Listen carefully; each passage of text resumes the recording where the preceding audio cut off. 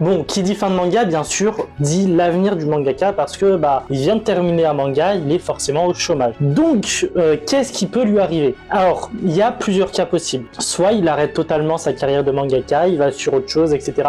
Je crois que c'était Isayama, l'auteur de SNK, qui avait dit qu'il voulait créer son onsen, donc des bains publics au Japon.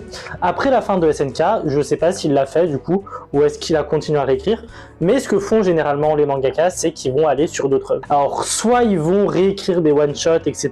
pour préparer leur nouvelle série, soit ils attaquent directement une nouvelle série, c'est ce qu'a fait par exemple Kishimoto avec Samurai 8, qu'il a directement écrit après Naruto. Bon, c'est aussi le cas de Mashima, c'est l'exemple le plus connu. Bon, lui, il a 4 œuvres en même temps, je sais pas comment il fait, mais il fait plein de trucs en même temps.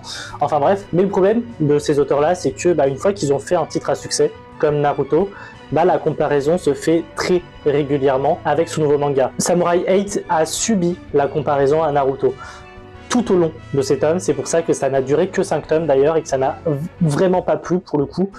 Et c'est dommage parce que le manga était cool. Pas révolutionnaire, mais cool. Bon, bien sûr, il y a aussi les mangaka qui subissent des arrêts, comme ce qu'on a évoqué avec la dessinatrice d'Actage, et qui, elle, du coup, a pris du temps avant de se remettre en selle, avant de retourner dans le manga, parce que elle avait plus de taf, quoi, à cause d'une erreur de son auteur, quoi.